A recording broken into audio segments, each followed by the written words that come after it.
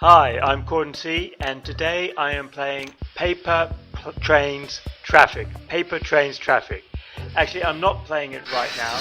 I played it about half an hour ago because it was too much for me to both play and talk at the same time. So I had to just keep playing, record, keep playing, and then come back later to record this, to record the audio.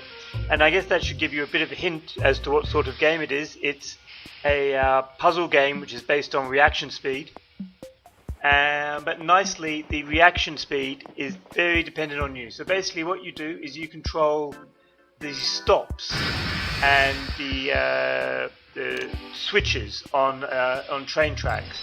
So you see there is a green square. I can flick it to red. If it's red, the trains will not go through it. If it's green, they will go through it, and you just have to make sure that the trains do not hit each other. That's it. And bam, when they hit, that's the end. One hit and out. There's also switches, so you can flick the tracks from one of two possibilities. I'm actually up to about level 41 out of 300, so there's a lot of levels, and those are the only two controls I see. It can still get quite intense, or at least there's a bit of frustration when I play it, in that you're just not quick enough. And part of that is you can't learn a pattern. All the levels are quite short, 30 seconds to a minute to play through, because there's a set number of trains you have to get through, and so they're all quite short, but you can't learn the patterns for them because they're all slightly randomized, just a little bit, just enough that memorization or muscle memory will not get you through. You actually have to concentrate while you play, because the trains will come out at slightly different times and slightly different lengths, and it's just random enough that you must think while you play. And they've got this really clever idea in this game whereby the difficulty is determined essentially by yourself.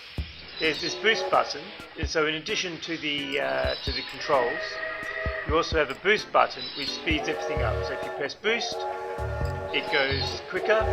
If you take it off, time goes slower. And that's essentially it. That's all the controls. It works very well. It's very simple.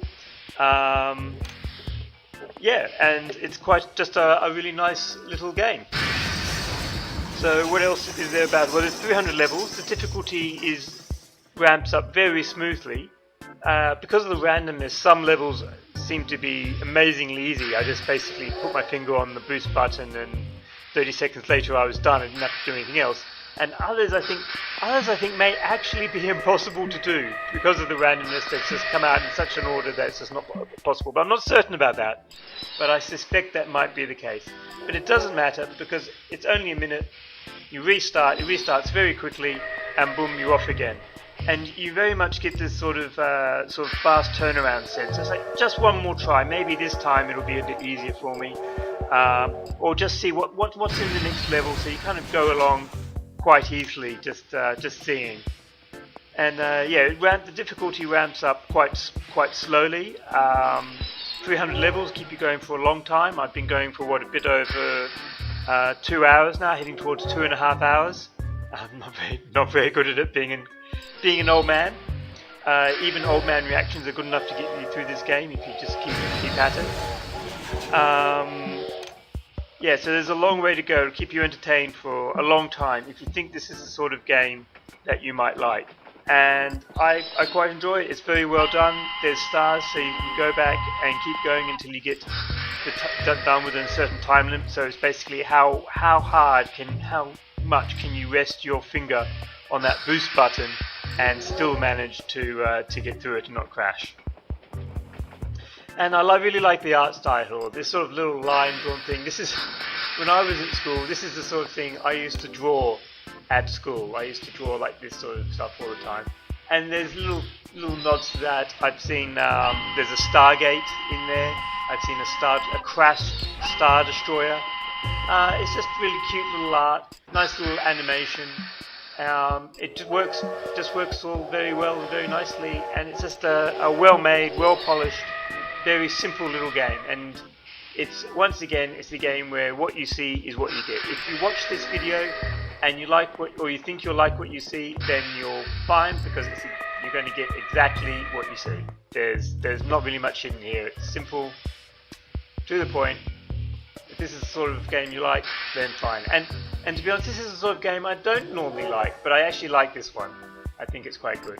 I should probably point out I got it for free off Steam Gifts. Maybe the fact I got it free makes me a little more well inclined to it, but I do actually quite like this game, and I recommend it. And if you like the look of it, then it's really quite cheap, and I imagine it's the kind of game that's going to be in a bundle, so you can pick it up for pennies or cents or whatever the local currency is, and it'll keep you entertained for a few hours. I've certainly got, if I paid a little bit of money for it, I think it's a couple of dollars on Steam, and I've got a couple of hours of entertainment out of it. Oh, yeah, I've got a couple of hours of entertainment out of it, so I'm quite happy. And you saw there a plane go past, so that's the kind of thing, nice little animations. It's just a really cute little game, and you can choose your own difficulty. So I normally just nowhere near that boost button.